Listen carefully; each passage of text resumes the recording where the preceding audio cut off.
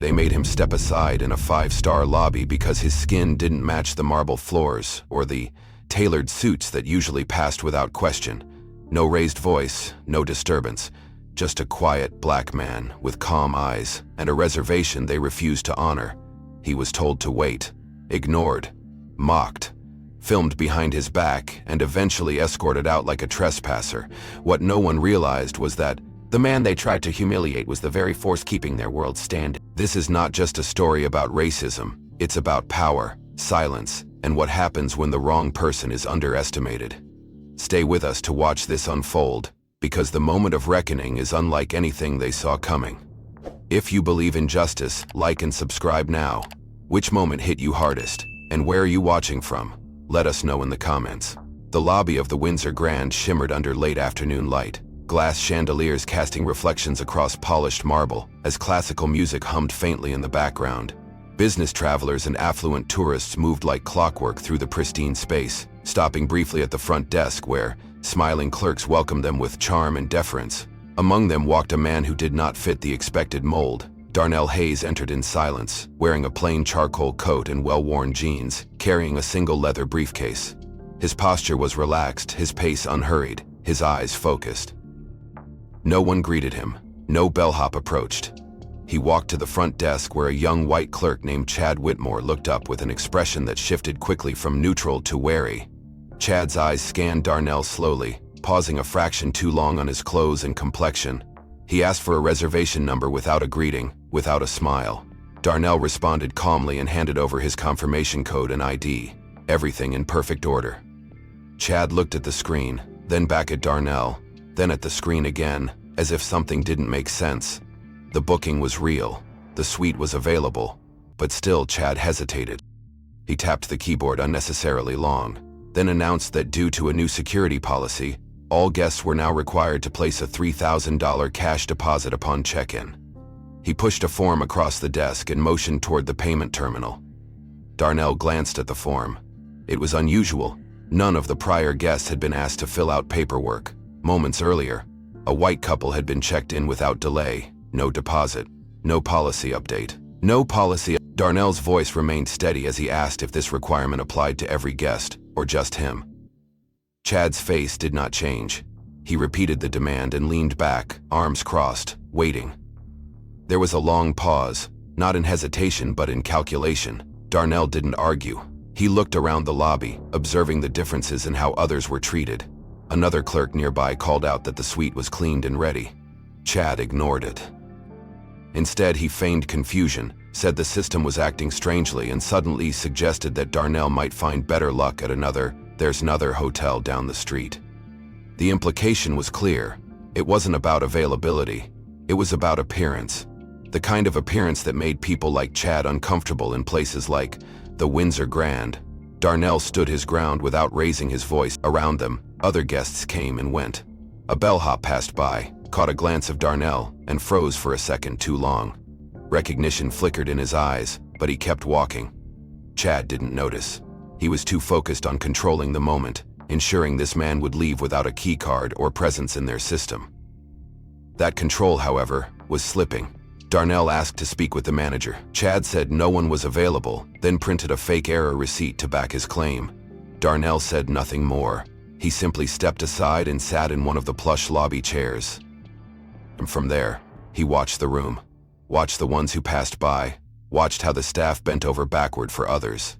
His presence was calm but unignorable, a quiet reminder that dignity does not depend on designer suits. Chad returned to his desk, smiling at the next guest as though the previous interaction had never occurred. Darnell checked his phone, looked at the time, and waited. He had no intention of leaving. The hotel had not denied his reservation. They had only denied his right to be treated equally. Chad gestured suddenly, framing Darnell's stillness as suspicious. The guard glanced toward the seated figure and then back at Chad, confused at first, but followed protocol anyway. He walked over to Darnell, lowered his voice, and asked if there was a problem. Darnell looked up slowly, unbothered, and responded in measured tones that he was simply waiting for assistance. Ron hesitated, visibly unsure whether he was dealing with a threat or just an awkward misunderstanding. Chad, standing behind the desk with folded arms, nodded toward Ron and whispered something that couldn't be heard, but his expression made his opinion clear. The narrative had already been framed. Darnell was no longer just an inconvenient guest. He was now a perceived problem that needed to be handled publicly. Ron turned back to Darnell and asked him to either check in properly or vacate the lobby. The statement made little sense given the context, but the tone implied that force could follow. A few nearby guests turned their heads. They didn't hear the full exchange, but the sight of a security guard confronting a seated black man was enough to shape their assumptions. Darnell didn't argue. He calmly reiterated that he had a valid reservation, that he was given no room, and that he was simply waiting. The bellhop from earlier hovered nearby, clearly uncomfortable but still silent, and then Stacy appeared. Seeing Sister Manager wore a tailored blazer, a silver name tag, and the expression of someone who'd already chosen a side. She approached with purposeful steps, her heels echoing against the marble, and greeted Ron but ignored Darnell entirely. Chad quickly updated her in hushed tones, exaggerating Darnell's behavior, painting him as confrontational and evasive. Stacy didn't question it. She turned to Darnell, looked him over as if she were evaluating whether he belonged in the building at all, and then folded her arms tightly across her chest. Her tone was professional but clipped and cold, the kind that regulars and froze out outliers. She stated that hotel policy required cooperation, and if a guest refused to comply with their front desk team, the hotel reserved the right to refuse service. Darnell remained seated, his expression unreadable, his hands calmly folded in his lap. He asked again if there was a manager available higher than her. Stacy raised her chin and replied that she was the highest authority on site and that no one else needed to be involved in a simple matter of compliance. Another guest walked by, glancing at the scene, raising an eyebrow at the presence of security but not stopping. A sense of unease began to ripple through the staff, though it was unspoken. Chad leaned against the counter, victorious in posture, already believing the man would be gone within minutes. He smirked and said loudly enough for nearby ears, "Some people just don't understand when they're out of place." Darnell finally stood, not in reaction, not in defiance, but because he had allowed enough rope to be laid. He straightened his coat, looked toward Stacy, and said he would remain in the lobby until someone capable of actual decision-making arrived. Stacy's cheeks flushed with annoyance. She nodded to Ron again, signaling for him to escort Darnell out if necessary. But Ron hesitated. Something about Darnell's presence, his poise, made it feel wrong. Chad noticed the hesitation and stepped in, instructing Ron more firmly this time. The crowd in the lobby grew thicker, and though most were focused on their own affairs, some began to notice the tension. In the imbalance in posture, Darnell turned slightly, enough for the room to see he wasn't ashamed, wasn't afraid, and wasn't leaving. He moved back to his chair, slowly and deliberately, as if reclaiming space others assumed he had no right to. Stacy stood frozen for a moment, her authority questioned, not with resistance but with elegance. Chad glanced at her, waiting for direction, but she said nothing. The silence was louder than any command. For the next 20 minutes, no one approached Darnell. He remained exactly where he was, quiet and unwavering. Around him, the mood of the lobby shifted subtly. But Darnell hadn't flinched. Chad felt his authority unraveling, thread by thread, and that loss ignited something deeper, resentment. He wasn't ready to give up. So he adjusted his approach. He walked toward the back service hallway and signaled to one of the cleaning staff, a young man named Isaiah, who was busy loading a cart with fresh towels. Chad leaned in close and spoke with a rushed urgency. Isaiah looked confused, eyes darting past Chad's shoulder toward Darnell. But Chad pressed on, whispering something about needing help to confirm a disturbance had occurred. Isaiah hesitated, clearly uncertain, having witnessed none of the previous. In searching, Chad's position at the hotel held sway, and after a few seconds, Isaiah followed him toward the front desk, head low, nerves in his shoulders. Chad guided him toward Stacy, who had returned to her office but was now peeking out through the glass partition. He presented Isaiah as someone who had seen Darnell acting erratically earlier in the hallway. Isaiah opened his mouth, then closed it. Stacy didn't ask for details. She accepted the information with a nod and scribbled something into a folder. Darnell remained where he was, unaware of the quiet maneuvering happening behind, but the game had escalated. Chad wasn't just trying to deny service anymore. He was now shaping a record, one that could be used to justify further action. Just then, as if on cue, a middle-aged white man walked past the front desk, suitcase in hand, pausing to ask Chad where the concierge's was. Chad answered the question quickly, then casually pointed toward Darnell. "You saw that guy sitting over there, right? Kind of pacing earlier?" The man blinked, unsure, but Chad continued before he could respond. "He's been acting strange since this morning, might be on something, we're monitoring it." Cads gave a polite shrug, unsure of what to say, but Chad pressed further. "Just in case we need a statement later, would you mind saying you saw him being loud earlier?" The guest raised an eyebrow, surprised at the request, but Chad laughed it off. "Nothing serious, just a formality in case corporate asks." The man, still unsure, nodded faintly and wheeled his suitcase away. Behind the desk, Chad felt a small victory. 2 pieces of a narrative now existed on paper and in words, albeit both false. It didn't matter. He believed perception would override truth, as it so often did. Meanwhile, Stacy had begun to draft a formal incident report, one that detailed a guest failing to comply with hotel policy, refusing to leave the premises, and exhibiting concerning behavior. None of it had happened, but in their minds, it had become real through repetition and subtle coercion. Darnell, still silent in the chair, finally stood. He approached a side table, poured himself a small cup of water, and returned to his seat. But him as a calm, deliberate, the opposite of erratic. Yet from the angle where Stacy sat, she scribbled another note, exhibiting signs of agitation, walking in circles, muttering. It was fiction, but it was being written in real time, and with each pen stroke the paper trail grew. A trail that others might one day read without context. A trail that painted him as a man he wasn't. A trail that painted him as a... His eyes flicked back and forth between Darnell and the managers. He knew what he had just been roped into wasn't honest, but he said nothing. The front desk printer whirred to life, spitting out another report. Chad stapled the forms, placed them into a beige folder, and labeled it Incident Guest Refusal. He smiled to himself, assuming this would be the final layer needed to have Darnell removed without question. In his mind, it didn't matter how calm the man was now. A few tweaks to the narrative, a few signatures, and the hotel would be covered from liability. The plan was nearly complete.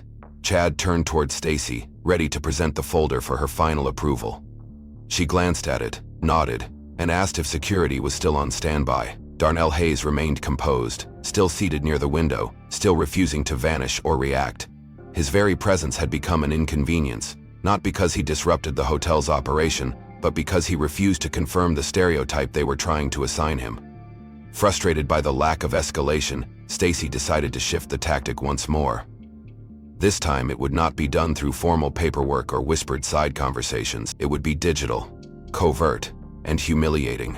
She pulled out her phone discreetly while walking through the lobby and turned the camera on without a word. From her angle, she framed Darnell in a way that isolated his presence from the rest of the environment. She captured a brief moment when he adjusted in his chair and looked toward the front desk, then paired it with a slow zoom that made him appear agitated, restless, even threatening. In truth, he was none of those things. But a camera never captures context, only fragments, and fragments can be easily shaped. Stacy uploaded the short clip to the internal staff group chat labeled Windsor Crew, a chat usually reserved for scheduling and shift swaps. This time, however, the video came with a sarcastic caption and 3 laughing emojis. No explanation, no warning, just footage of a black man sitting quietly in a luxury hotel, repackaged as mockery. Within minutes, the group chat began to buzz. Reactions poured in. Younger staff members chimed in with comments that ranged from smug to shameful. One wrote that he looked like he was planning something. Another said he gave off real weird vibes. Someone else joked about how he must have wandered in from the train station and was just enjoying the free air conditioning. The comments had nothing to do with reality. But they spread quickly, gaining momentum in the echo chamber of bias. A junior staff member named Tara added a meme overlay to the clip and reposted it with the phrase, "When you try 5-star without 5 figures." The cruelty wasn't just tolerated, it was applauded. Chad saw the clip and grinned. He added a laughing reaction and typed something about security needing to install a dress code scanner. A wave of digital laughter followed. No one questioned whether Darnell had done anything wrong. The image had spoken louder than the truth ever could. Back in the lobby, Darnell remained unaware of the digital storm now swirling around him. He simply sat with a folded newspaper in his lap, sipping from a small cup of water, unmoved by the activity around him. But upstairs, in the staff-only channel, his dignity was being chipped away for sport. Stacy felt a brief twinge of discomfort as she watched the reactions grow, but she pushed it aside. The story was out there now, and that meant momentum. If he did react, even slightly, they could say it was building. If he remained calm, they would say he was hiding something. Either way, the bias was already seated in the minds of those who mattered within the hotel system. Evidence, in their eyes, was now just a matter of time. Meanwhile, a few employees who had no direct connection to the incident paused while reading the chat. One of them, a kitchen assistant named Leela, frowned at the tone. She didn't know the full story, but something about mocking a seated guest, especially with such glee, felt wrong. She typed a brief comment, asking what the man had actually done. Her message was quickly ignored, buried under gifs and snark. Another staff member posted a slowed-down version of the clip with dramatic music over it, captioning it, "Hotel Guest" or "Villain Origin Story." The replies were instant and cruel. By the end of the hour, the video had been viewed by over 24 employees. The original file had been saved to multiple phones. Someone joked about putting it on TikTok. Someone else dared another to walk by him and film up close. It was no longer about a hotel policy or a deposit. It was now about spectacle. Darnell, still unaware, looked at his watch, then calmly stood and walked toward the window. He wasn't pacing. He wasn't muttering. But if someone were to splice that movement and slow it down just right, it could look suspicious. That was the power of selective framing, and Chad knew it. He looked toward Stacy and said in a low voice, "We've got enough to make corporate uncomfortable if he makes noise." She nodded. The plan had evolved. He didn't just want Darnell uncomfortable, he wanted him gone. The folder of falsified reports, the whispered witness accounts, the doctored video, none of it had pushed Darnell out the door. He still sat there, calmly, like a question mark that refused to be erased. Chad's confidence began to slip beneath the surface of his smirk. His efforts at bending policy had failed. Now, he reached for something with more force. He picked up the desk phone, turned slightly to hide his voice, and called local authorities. In his recursed tone, he reported that unidentified man had been occupying the hotel lobby for an extended period, refusing to leave after being denied service, and had begun making staff feel unsafe. He added small phrases designed to trigger urgency. None of it was true, but that had never been the point. Gross. The room, Darnell remained in his chair, hands folded neatly in his lap, posture as steady as ever. He had not raised his voice, not left his seat aggressively, not said anything beyond polite requests. But Chad knew something else. He knew that when certain words were said about certain people, actions followed quickly. Within 15 minutes, 2 uniformed officers entered the lobby. The air changed as they walked in, and heads turned suddenly. The front desk clerk beside Chad took a step back to give them space. Chad stepped forward to greet them and handed over the folder, highlighting the supposed incident and pointing discreetly toward Darnell. The officers exchanged a brief glance, then approached. One of them asked Darnell to identify himself and explain why he was there. Darnell, as always, was calm. He explained that he had a valid reservation, confirmed through the booking system, but had been denied a room under inconsistent policies. He added that he had chosen to wait peacefully until someone with actual authority could resolve the issue.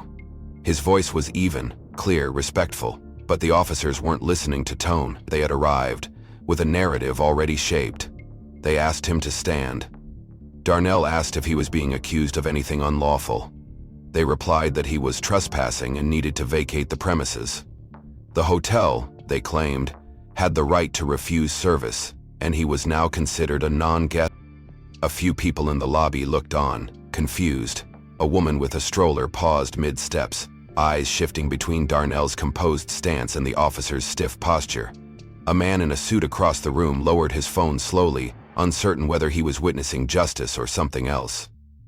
Darnell asked one more time if he could speak with a general manager. The officers refused. They instructed him again to gather his things and exit the hotel. Chad stood in the background, arms folded, nodding to himself. Stacy appeared briefly in the distance, watching from the side hall, her expression unreadable but her presence unmistakable. The moment they had been pushing for was here. Not through reason, not through truth, but through escalation. Darnell rose slowly, deliberately, offering no resistance.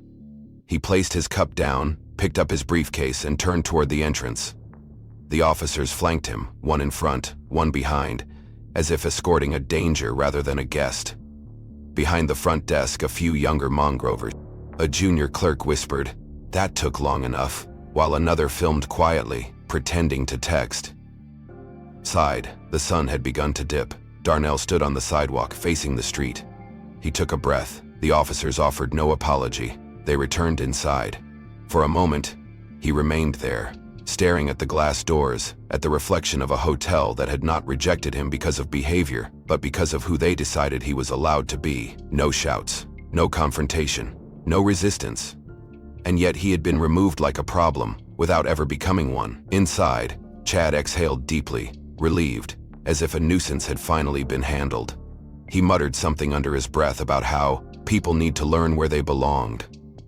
The lobby slowly returned to its routine. Guests checked in. Chad leaned over the desk with a smirk, in a triumph, already feeling the rush of victory and control. But what he failed to realize was that control is only real when it is invisible. And what had unfolded was seen, not just by guests, but by eyes that mattered in silence. Miguel, the night shift technician responsible for system diagnostics and after-hour security checks, had been standing in the camera room 2 doors away. He wasn't part of the daytime front desk circle. He rarely spoke during briefings, kept to himself, and was usually invisible to the fast-moving daytime elite. But he had been present from the moment Darnell stepped into the hotel. He had watched the hesitation from Chad, the sudden shift in policy, the security call, and the quiet manipulation. Miguel had learned long ago not to intervene. But tonight felt different. Something about the calm dignity of Darnell, the unjust escalation, and the eager cruelty of his co-workers stirred something. So, without notifying anyone, he had pressed record. The room's audio logs, the security feed from the lobby, the front desk mic, all captured and stored silently under a hidden folder on his secure drive. He labeled it Guest 914, not because Darnell ever received that room, but because the system had originally assigned it to him. Miguel didn't tell anyone. He returned to his rounds, collected cables from the south hallway, nodded quietly to staff he passed, and carried the weight of that recording like a secret no one had asked for but someone would need. A few minutes later, as guests came and went and the incident faded into lobby chatter, a woman stepped through the front doors. She moved slowly with decades of knowing how the world worked. Her gray coat hung loosely over a burgundy dress, and her heels clicked with unhurried precision. Her name was Eleanor Banks, a longtime patron of the Windsor Grand, someone the hotel knew well but had not seen in months. She had returned without announcement, planning a quiet stay before flying to Paris. As she stepped into the lobby, her eyes landed on Chad, who gave her a cheerful greeting and offered a glass of champagne, unaware that she barely registered his presence. Her gaze drifted past him, toward the velvet armchair near the window, now empty. She scanned the room with subtle tension, then walked toward the center of the lobby and stood still. For a brief moment, her eyes caught the security guard Ron, who was now back at his post near the elevator, scrolling his phone. She turned to him, asked something under her breath, and listened. Whatever his answer, she gave only the faintest nod. Her expression didn't change, but something behind her eyes did. She looked toward the door as if remembering someone who had stood there only moments ago, someone she recognized from far more powerful circles than these polished walls could imagine. She didn't linger. She walked to the concierge, gave her name and asked for her room. But before heading upstairs, she glanced once more toward the front desk. Stacy was no longer visible. Stacy had turned to speak with another guest, and Miguel, still invisible to all of them, watched from the security room as Eleanor disappeared into the elevator. Her presence as quiet as it was significant. No one in the lobby knew she recognized Darnell Hayes. No one realized she had once served as a board advisor to a foundation he chaired.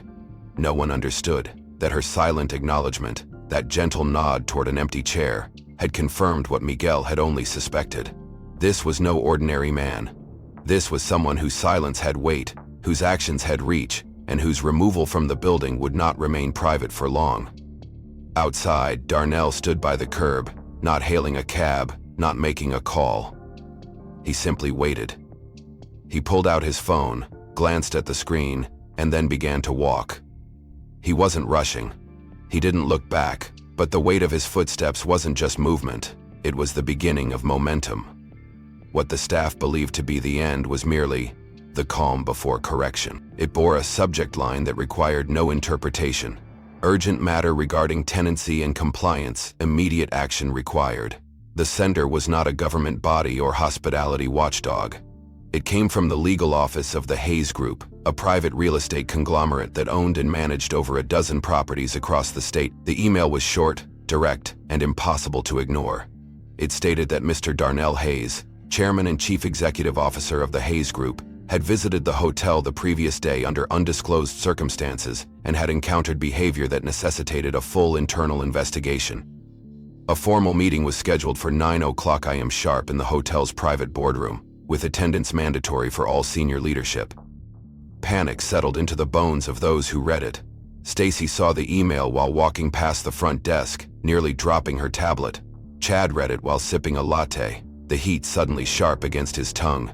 He reread the name, once, twice, then turned pale as recognition hit him like a freight train. Miguel, who had remained silent since the night before, closed his inbox with calm fingers. He had known it was coming.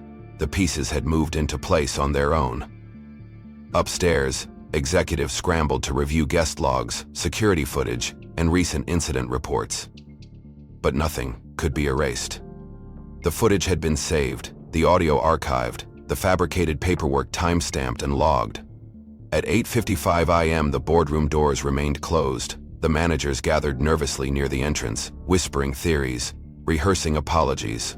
Stacy stood stiffly at the far end, reviewing the folder she had once confidently labeled Incident Guest Refusal. Her name was on the documents. Her signature was there. Chad sat near the wall, pale and silent. He didn't speak. He didn't blink. He only stared at the elevator doors. At exactly 9:00 a.m., those doors opened with a soft chime, and a figure stepped out, flanked by two assistants in dark suits. Darnell Hayes walked forward without hesitation. The same man they had humiliated, dismissed, and escorted from their lobby was now the center of gravity in the room. He wore a tailored navy suit, understated yet unmistakably powerful. His presence was neither loud nor forced, but absolute. The moment he stepped into the boardroom, no one questioned who held the authority now. No one greeted him. No one dared to. He took his seat at the head of the table, placed a folder before him, and looked across the faces of the people who had treated him as disposable. A long silence fell across the room. He opened the folder, removed a stack of printed screenshots, reports, chat logs, and internal communications, each page carefully annotated. There was no need to raise his voice. There was no need for anger. Every detail was documented. Every moment of misconduct had been captured and indexed. The weight of it crushed the room in complete silence. When he finally spoke, his voice was calm, measured, and devastating.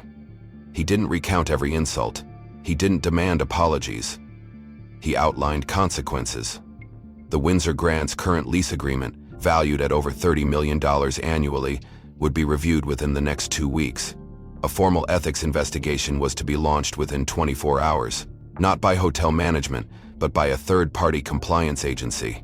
Chad's name appeared at the top of a list labeled Immediate Personnel Review. Stacy's followed closely behind. No rebuttals were offered. No excuses were attempted. The hotel's general manager, who had been out of town and was blindsided by the entire ordeal, sat at the far end of the table with hands folded tightly, knowing there was no way to repair what had been done. Darnell did not ask for explanation. He did not need to. Everything he needed to know had already been given to him, not through words, but through actions that spoke louder than any defense. As the meeting came to a close, Darnell stood and gathered his folder. He paused at the door for a brief moment and turned slightly, meeting Stacy's eyes first, then Chad's. He said nothing. He didn't need to. That silent glance carried more weight than any reprimand, and with that, he walked out of the boardroom, leaving behind a silence that none of them could escape. Chad hadn't spoken in over 20 minutes, his eyes fixed on the glass pitcher of water in the center of the table, as if it could offer escape. But Darnell wasn't finished. An hour later, a second meeting was called, not just for the board but for all department heads and managerial staff. It was held in the Grand Ballroom, a space typically reserved for fundraisers and banquets, but now repurposed into a courtroom without a judge. Miguel stood quietly near the media screen at the back, laptop in hand, already connected to the system. Darnell re-entered the room through a side door, this time accompanied by 2 legal advisors and a woman from an independent HR firm. He stepped to the podium with no need for formality. The room fell into silence on its own. With a nod to Miguel, the lights dimmed and the screen came to life. First came the audio, a series of time-stamped clips, beginning with Chad's call to security, then his misenduing words to police, followed by the falsified guest report. No dramatic music, no narration, just the raw sound of cruelty masquerading as professionalism. Then came the footage. Miguel had synchronized the hotel's security cameras with internal audio, creating a seamless playback of the truth. It showed Darnell standing at the desk, speaking with calm authority. It showed him being denied without cause. It showed Stacy's body language, defensive and dismissive. It showed the quiet nods exchanged between Chad and the officers, who eventually removed a guest who had done absolutely nothing wrong. But it was the group chat that changed everything. Miguel had obtained the mobile screen recordings before they were deleted. On the projector, the messages were displayed one by one. Laughing reactions, mocking captions, and a flurry of cruel memes. The room stirred as the comments grew bolder, meaner, more explicit. One staff member who had been silent until now suddenly covered her mouth. Another lowered his head, recognizing his own username on the screen. Darnell stood motionless, letting the evidence speak. When the video ended, he did not raise his voice. He explained that this incident had exposed a systemic failure, not just in hospitality but in dignity. He paused, then calmly stated that the Hayes Group would be initiating the early termination clause in its property lease with the Windsor Grand. The hotel would be given 30 days to vacate the premises. Gasps filled the air. But he continued. An external ethics review team would begin interviews with all involved staff, starting immediately. Legal action was not yet pursued, but remained on the table. No one responded. There was nothing to say. Failsu wasn't from fear alone. It came from recognition. Everyone in that room had contributed, directly or passively, to the humiliation of a man whose presence now reshaped the fate of their careers. Chad began to shake slightly in his seat. Stacy's mouth opened for a moment, but closed again before any words came. Darnell turned toward Miguel and thanked him, not with ceremony but with sincerity. Miguel simply nodded, then disconnected the laptop and stepped aside. Darnell addressed the room once more, reminding them that what they saw wasn't a betrayal, it was a mirror, and that sometimes, to correct the culture, the foundation had to be broken. With that, he left. The HR consultant remained, clipboard in hand, already calling forward names for private review. A few staff members quietly excused themselves, knowing they would not be returning. Chad was called first. He stood like someone about to walk into sentencing. Stacy went second. Neither looked back. For the rest of the day, the hotel functioned in awkward stillness. The footage Miguel had compiled was leaked or accidentally, no one could say. But by the end of the week, millions had seen it. The video, barely 6 minutes long, became a viral example of corporate racism in plain sight. Its impact was immediate and unforgiving. Chad was terminated by the regional hospitality group within 48 hours, escorted from the building by the same security team. Still unable to accept what had unfolded, he went live on social media from the passenger seat of his car, claiming he had been set up, insisting the entire situation had been exaggerated and that Hayes must have had a personal grudge. The live stream, meant to be his defense, quickly became a case study in denial. Viewers flooded the comment section with links to old posts from Chad's deleted profiles, posts riddled with offensive language, racially charged humor, and past complaints from other jobs. One clip resurfaced of a previous guest review at a different hotel, accusing Chad of discriminatory treatment. The internet did not forgive, and it certainly did not forgive. Major industry blogs listed Chad among the names now blacklisted across multiple hotel chains. His LinkedIn profile vanished. His name was quietly removed from alumni directories. What was once a minor power trip at a front desk had now become a permanent stain across his entire professional identity. Stacy fared no better. The ethics review led to a formal complaint filed by the HR consultant on behalf of the Hayes Group.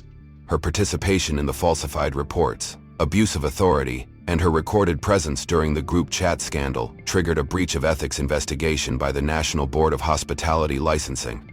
During the hearing, screenshots from the staff group chat were submitted, including her laughing reactions and the video she uploaded. Her description that it was internal banter and not intended for harm was shredded within minutes. The board unanimously ruled that her behavior not only violated professional standards but directly contributed to reputational harm and emotional misconduct. Her license to operate in hotel management was revoked indefinitely. No firm would hire her. She received cease and desist notices from multiple partners she had once worked with. Her inbox flooded, not with support, but with reminders of her silence when she should have spoken. She had climbed through the industry with efficiency, but it had only taken one act of disregard and one person with the power to reveal it for the whole climb to collapse. For others involved, the consequences varied. Several junior staff were reprimanded or suspended, a few quietly resigned. Miguel, however, became a name of. He declined interviews and refused praise, but within weeks, he received 3 offers to join diversity and compliance departments across other hospitality groups. He accepted none. Instead, he took a leave of absence and was later reported to be working with a nonprofit that advocated for workplace fairness in underrepresented communities. The hotel itself didn't recover. As the deadline for the property lease approached, calls from partner brands, investors, and event clients dropped significantly. Bookings plummeted. The Windsor Grand had built a reputation over decades, but it unraveled in 10 days. By the 3rd week, most of the upper management had been replaced. The hotel prepared for relocation under a new name, but the public memory lingered. Online reviews referenced the incident. Local media covered the story again when trucks arrived to move equipment out of the building. Staff remaining on site worked in silence, morale flatlined, purpose reduced to survival. The once bustling lobby became a cold, empty echo of what it had been. There were no apologies printed in newspapers, no formal statements of remorse, just silence. And in that silence, Jussie'd spoken. Meanwhile, Darnell Hayes never commented publicly. He declined interviews. He did not post online. He simply continued his work as usual, signing new development deals and investing in projects across cities that had never tried to push him out. But behind closed doors, he had quietly established a new scholarship fund under his company's name, one that focused on helping minority youth enter the hospitality industry with full mentorship and legal protection. In his eyes, retribution was too small. What mattered was transformation. While the industry restructured itself to avoid similar fallout, Darnell Hayes moved quietly and deliberately, never dwelling on the past, always building forward. True to form, he never pursued litigation or demanded public apology. Instead, he launched a private foundation focused on equity in hospitality, targeting underserved youth, immigrants, and working-class communities who often served without ever being seen. One of the first people he contacted for a full-time role was Miguel. The invitation came without grandeur, a letter delivered in person. No cameras, no fanfare, just a simple offer to join a team focused on changing the rules from the inside. Miguel accepted, not because it offered more money, but because it gave purpose to what had once been a silent, thankless job. He relocated, began developing training modules for hotel staff in underserved regions, and worked with attorneys on labor protections for contract workers across urban districts. His days no longer involved staring at security monitors. He now helped protect something far more valuable: dignity. Back in the city, the remnants of the Windsor Grand faded from public consciousness, but 2 names remained tethered to the event long after hashtags stopped trending. Chad Whitmore, once a smug figure behind the front desk, had gone silent online. After multiple job rejections and a failed attempt to launch a travel vlog that was met with ridicule, he withdrew from the public entirely. Stacy tried applying to boutique hotels and even considered changing careers, but each interview ended the same way: with polite silence once her name was Googled. They had become symbols, not of evil, but of what happens when you mistake power for entitlement and routine prejudice for policy. But time has a way of humbling those who once stood too tall. One morning, nearly a year after the incident, both Chad and Stacy arrived outside the offices of the Hayes Foundation, unannounced. They did not come with rehearsed speeches or publicists. They came with resumes in plain folders and expressions dulled by regret. The receptionist did not recognize them, but someone upstairs did. Word reached Darnell, who was in the middle of preparing for a site visit in Harlem. He asked to meet them briefly in the atrium. They entered cautiously, not knowing what to expect. Darnell stood beside a model of a youth training center being built in the Bronx. He looked at them without anger, only patience. Stacy began to speak first, voice cracking, but he held up a hand, gently. He said one sentence. "You don't owe me an apology. You owe yourself the lesson." That was all. He motioned to a wall behind them lined with names of new recruits in the community rebuilding program. A coordinator arrived shortly after and escorted them to a different floor, not with hostility, but opportunity.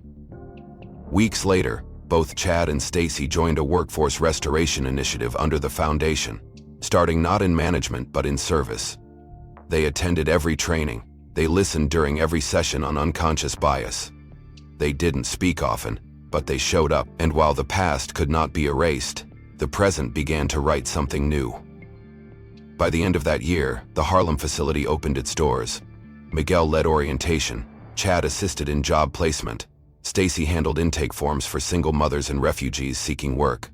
They were no longer in charge. They were no longer hiding. They were learning. And through that learning, they began to live differently. Darnell never mentioned Windsor again. He didn't need to. The legacy of what happened there had already done its work. It had broken egos, rebuilt lives, and perhaps most importantly, reminded everyone involved that justice is not about destruction, it is about direction. The end. If this story moved you or made you reflect on justice, dignity, or redemption, don't forget to like and subscribe for more powerful true-to-life narratives. Which part of the story hit you the hardest? And where in the world are you watching from? Drop a comment below. We'd love to hear your thoughts.